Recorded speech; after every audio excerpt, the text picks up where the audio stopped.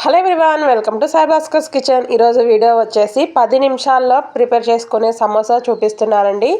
చాలా సింపుల్గా చాలా ఈజీగా ప్రిపేర్ చేస్తారు. మీకు సమోసా ఫోల్డింగ్ కూడా చాలా ఈజీగా ఉంటుంది. ఇప్పుడు రెసిపీ అయితే చూసేద్దాం. దీనికోసం అయితే గోధుమ పిండి తీసుకుంటున్నాను. గోధుమ పిండి కాదు అనుకునే వాళ్ళకి మైదా అయినా తీసుకోవచ్చు. కాకపోతే ఇది హెల్దీ కాబట్టి నేనైతే 1 కప్ వరకు గోధుమ పిండి తీసుకున్నాను. అంటే దానికి మెజర్ ఏం లేదు, కొలత ఏం లేదు, కానీ మనకు ఎంత కావాలో అంత గోధుమ పిండి అండి. సమోసాలు ఎక్కువ క్వాంటిటీ కావాలంటే ఎక్కువ తీసుకోవాలి. మనం తీసుకున్న గోధుమ పిండికి సరిపడా ఉప్పు, అలాగే 1 స్పూన్ వరకు వాము వేయటం వల్ల చాలా బాగుంటాయండి సమోసాలు. అలాగే ఒక 1 స్పూన్ వరకు నూనె,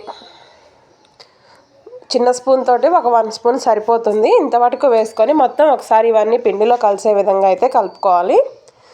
కొంచెం పిండిని రబ్ చేస్తూ కలుపుకుంటే మొత్తం కరెక్ట్గా పిండిలో ఇదైపోతాయి. ఇప్పుడు కొద్దిగా నార్మల్ వాటరేనండి, మన రూమ్ టెంపరేచర్ వాటరే యూజ్ చేసుకుంటూ మనం సేమ్ చపాతీ పిండి ఎలా కలుపుకుంటాం యాజ్ ఇట్ ఈజ్ అలానే కలపాలి. మనం రెగ్యులర్గా చపాతీ పిండి, పూరీ పిండి కలుపుకుంటాం కదా, సో అలానే కలిపేసుకోవాలి. ఇలా కొద్దిగా వాటర్ యాడ్ చేస్తూ అయితే కలిపేసి రెడీగా పెట్టుకోండి. ఇలా మనం కలిపి పెట్టుకున్న పిండిని ఒక 5 నిమిషాల పాటు పక్కన పెట్టుకుందాం. 5 నిమిషాలు కూడా పక్కన పెట్టే పని లేదు, కాకపోతే మనం దీనిలోకి స్టఫింగ్ రెడీ చేసుకోవాలి కదా. 5 నిమిషాల్లో స్టఫింగ్ అనేది రెడీ అవుతుంది. సో ఆ టైం వరకు మనం ఈ పిండిని అయితే పక్కన పెట్టేసుకుందాం. పైన అయితే ఒక 1/2 చెంచా మంద నూనె వేసి ఇలా లైట్గా స్ప్రెడ్ చేస్తున్నానండి. దీనివల్ల ఏంటంటే పిండి అనేది ఆరిపోకుండా ఉంటుంది, పైన మంచిగా నానుతుంది లోపల. ఇప్పుడు మూత పెట్టేసి పక్కన పెడుతున్నాను. ఇప్పుడు లోపల స్టఫింగ్ కోసం ఆనియన్స్ అండి. ఫస్ట్ నేను ఆనియన్ స్టఫింగ్ పెడుతున్నాను కాబట్టి ఆనియన్స్ తీసుకుంటున్నాను.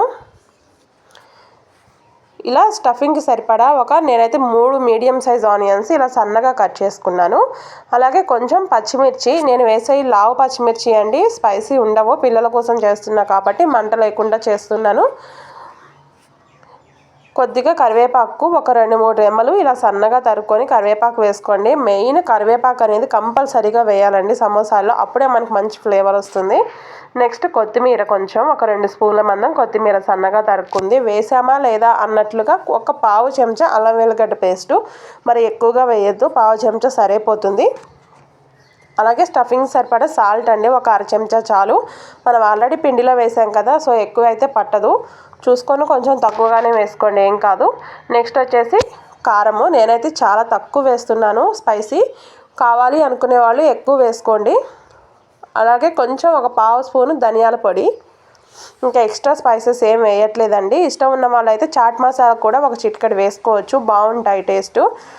ఒక చిన్న సైజు లెమను ఒక హాఫ్ పిండుతున్నానండి. మరి ఎక్కువగా వేయద్దు, లెమను ఒక అరబద్ద అయితే సరిపోతుంది.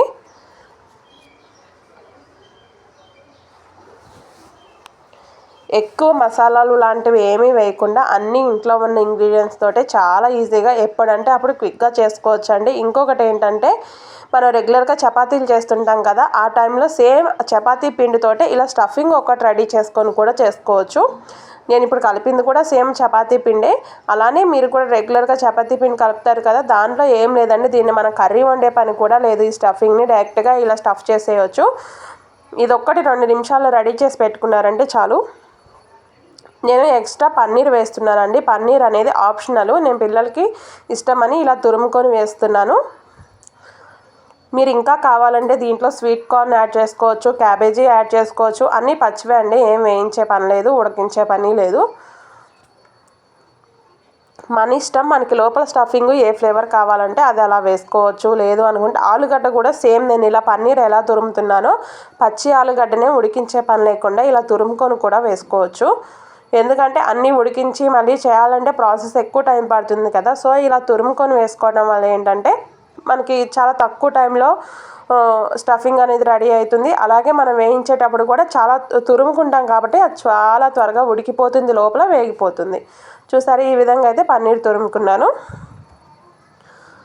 ఇలా తురుముకోవడం పన్నీర్ ఇష్టం లేని వాళ్ళు చిన్న ముక్కలుగా కట్ చేసి కూడా వేసుకోవచ్చు. నేనైతే ఇలా తురిమేసానండి. ఇప్పుడు ఇది కూడా ఆనియన్లో కలిసే విధంగా కలుపుకుంటున్నాను. ఈ విధంగా అయితే మొత్తం కలిపేసుకొని స్టఫింగ్ అనేది రెడీ పెట్టుకోవాలి. ఎంతో టైం పట్టదండి, జస్ట్ 5 నిమిషాల పని అంతే స్టఫింగ్ రెడీ చేసుకోవటం.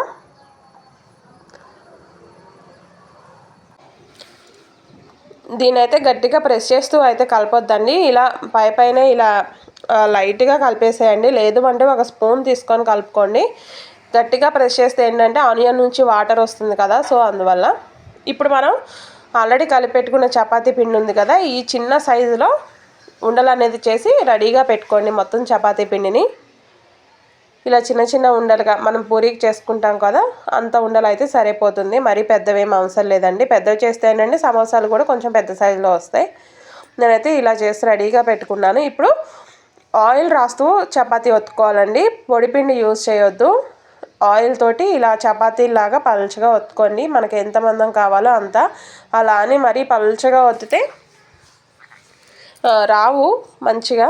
మనకి వేయించేటప్పుడు కొంచెం ఇబ్బంది అవుతుంది అంతే.